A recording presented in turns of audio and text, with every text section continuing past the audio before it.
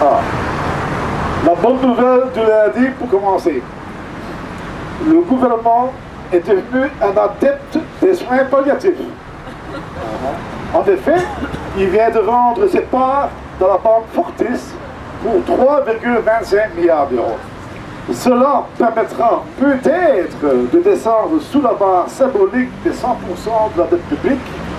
Symbolique, car c'est le cas de le dire, vu la hauteur de la dette, 370 milliards. Et peut-être, car la Commission le dit elle-même, elle l'a dit le lendemain, ce n'est valable que pour 2013, il reste 6 maintenant. Car pour 2014, la dette repassera au-dessus. Alors, un effet d'annonce en 3 milliards 250 millions pour 6 semaines, ça coûte cher, hein? Donc, voilà la conséquence de l'adoption du traité Six-Pack suivi du Two-Pack qui introduit la sanction financière automatique. Le gouvernement vend en vitesse un bijou de famille cher payé juste pour arriver à être dans les cordes pour la fin d'année, pour éviter le coup de bâton de la Commission européenne. Pourtant, la même Commission dit alors que le plafond des 100% du PIB est un objectif imposé par les autorités belges et non par le pacte de stabilité et de croissance, bien entendu. La Commission accueille positivement les efforts consentis par la Belgique pour réduire son ratio d'endettement élevé, même en vendant les actifs de l'État. Donc, vous avez bien compris, c'est pas l'Europe qui ment ça, c'est des repos et sa branche qui viennent dehors, on veut les meilleurs. Donc, on aurait pu se passer de la vente des parts de Fortis. On s'est mis la barre trop haute apparemment.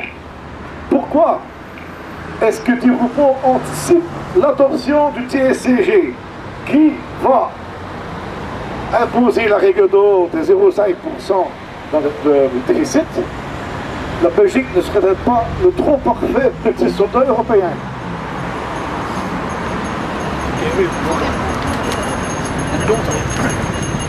Car c'est pour le côté, ça c'est pour le côté face de la médaille, hein. C'est pas mieux du côté pile. En effet, par la vente de ses parts, l'État perd une ressource financière permanente. À une époque où chaque cent compte, c'est une connerie. L'État cède définitivement le contrôle de sa plus grande banque à la France. Ce qui, connaissant le comportement des managers français, bon je viens du Zino, d'Arcelor, hein, je sais pas ce que c'est, hein, vu le comportement du management français, on peut s'attendre à des effets secondaires, hein, collatéraux, c'est ça?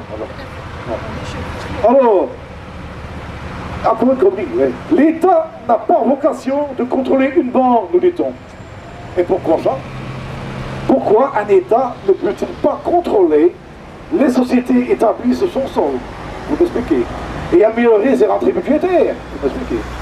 Fameuse connerie, débutée depuis 30 ans par les supporters du libéralisme et de la dérégulation. N'est-ce pas, Didier?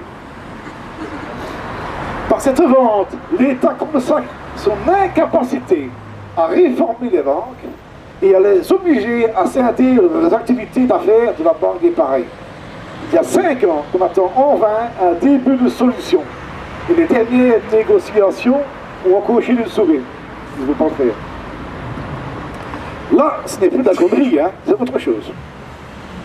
Et finalement, toute cette affaire dévoile un comportement systématique de soutien au capital au détriment de la collectivité. La crise a réellement commencé dans les années 70. Le symbole de l'époque, ce sont les maîtres des forges. Pierre Dessy à Québec, le baron Boel à Louvière, ABF Frères à Innocent, la Société Générale à Liège, Coqueville. Ils avaient gagné de l'or en barre à cette époque. Ils ont fait des bénéfices plantureux, gagnés notamment par le non-investissement et sur les cadavres. Car à cette époque, il y avait un tué par mois en sidérurgie. La crise de 75 arriva brutalement et il fallait investir d'énormes sommes d'argent.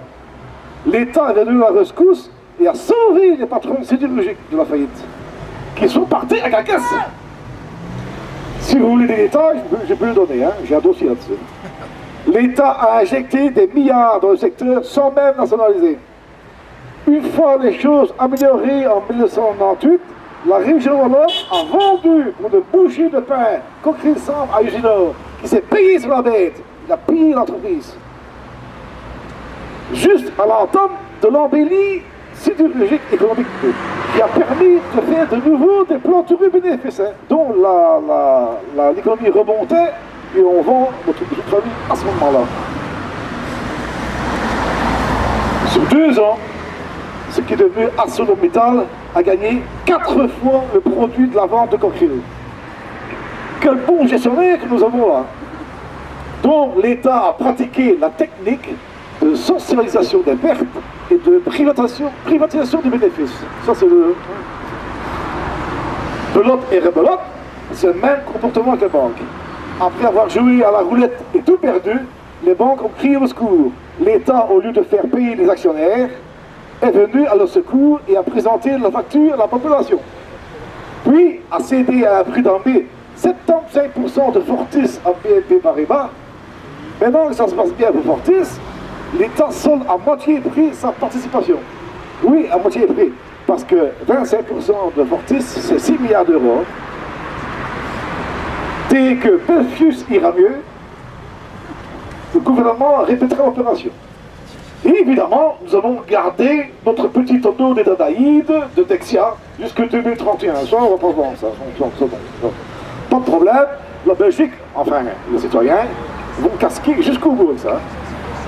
Socialisation des pertes et privatisation des bénéfices, voilà le credo de nos dirigeants politiques depuis 35 ans. Ça fait 35 ans qu'ils travaillent comme ça. Depuis le traité de Maastricht de 92, qui a créé la communauté européenne, tous les autres traités qui ont suivi, pacte de stabilité, Lisbonne, Euro Plus, Six-Pack, Two-Pack, TST, tout ce bordel, hein. Ah oui, précision. Ils ont fait le Two-Pack il n'y a pas longtemps.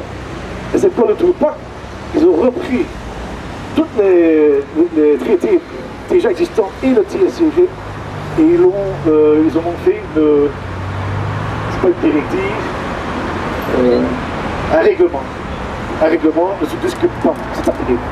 Voilà, ils ont fait ça juste avant les élections en France parce qu'ils avaient peur de l'arrivée de la gauche. Donc en 12, ils ont voté ça. Ah, donc au cas où la gauche gagnerait. Hollande de gauche. C'est marrant ça. C'est un clone de Di-Rupo, un centre. Yeah.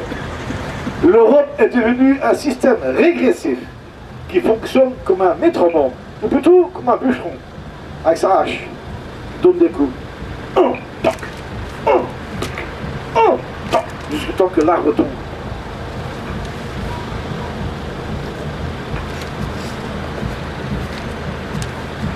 L'austérité radicale qui va nous être imposée, parce que des côtés mûrs, hein, nous conduit sur le chemin de la Grèce.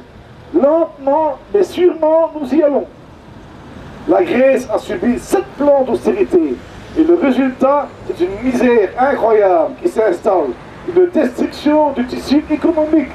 60% des jeunes sont au chômage, un déficit public de 10% et une dette qui atteint 180% du PIB. Voilà le résultat de 7 plans d'austérité. Et nous arrivons tout doucement vers là. Le TSCG va nous obliger à réduire le déficit à 0,5%. L'effort va être gigantesque, car après 20 milliards d'efforts, nous en sommes à l'os. Chaque milliard supplémentaire va faire mal. Et ce ne sont pas les opérations one-shot, comme la vente de Fortis, qui vont sauver la situation en 2013 ou 2014.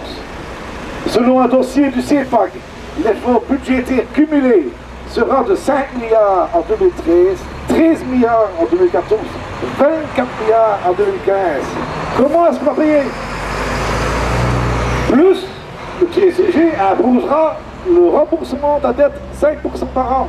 Ce qui fait qu'en 2015, l'effort cumulé en plus sera de 16 milliards. Hein? Bien s'ajouter, bien sûr, à cela, ce truc de Dexia. Hein? Bon. C'est tout simplement impayable. Prenez conscience que pour essayer d'atteindre cet objectif, la Belgique va être ravagée de long en large Personne n'y échappera, sauf les riches, bien sûr. Les citoyens ne doivent pas laisser continuer cette politique mortifère. Nous devons empêcher que les députés ne votent pour le TSCG. Nous devons porter un coup d'arrêt à l'austérité. Pour vous convaincre, voici un message venant de Grèce. Je cite. Athènes ne ressemble plus à une ville d'Europe. Si je devais prévenir un ami français de cette menace qui le guette lui aussi, je lui dirais qu'il y a une étape psychologique durant laquelle on a tendance à fermer les yeux, à ne pas vouloir voir ce qui arrive de terrible. C'est ce que nous avons tous fait ici. C'est ce que j'ai fait. De même que ma famille et mes amis, avant de perdre leur emploi. En résumé, nous n'arrivions pas à y croire. Vraiment, nous n'imaginions pas, il y a 3 ans, avoir des élèves qui ont faim, des familles qui vivent dans des caves, des amis qui ont perdu leur emploi, des gens qui avaient acheté une maison qui ne peuvent plus la payer, ingénieurs, avocats, médecins, pas seulement les classes laborieuses. C'est pourquoi, ce que j'aurais à dire à un ami français, ce serait, oui, regarde bien, attention, attention, ces choses-là arrivent brutalement, aussi vite qu'une tempête, comme c'est le cas pour nous, les citoyens grecs. Oui, mais on va vers ça tout doucement.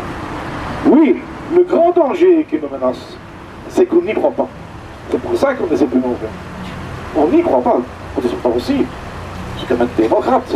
Hein? Il me semble inimaginable que nos députés puissent voter des traités qui nous jetteraient dans le chaudron grec. Et pourtant, c'est ce qu'ils sont en train de faire. Ouvrez vos yeux, quoi. Allez leur dire. Allez leur dire. Écrivez-leur. Frappez à leur porte. Interpellez dans les rues. Dites-leur en public, devant tout le monde. Mais qu'est-ce que vous êtes en train de faire? Avez-vous conscience que vous nuisez gravement à la population? Prenez-vous clairement la responsabilité de jeter des dizaines de milliers de familles dans la misère, de plonger des masses de citoyens sous le seuil de pauvreté, de détruire la structure sociale et associative du pays. Quel genre de député êtes-vous là? Vous êtes au service de qui? Vous prétendez être au service des citoyens, vous prétendez défendre le pouvoir d'achat, de protéger nos enfants, de garantir nos soins de santé. Prouvez-le! Sinon, en mai 2014, nous allons vous appliquer notre règle d'or. Députés, venez de notre côté, défendez les citoyens, refusez le TSCG, ressaisissez-vous, arrêtez de ramper, relevez-vous, debout bon sang, allez, debout, debout.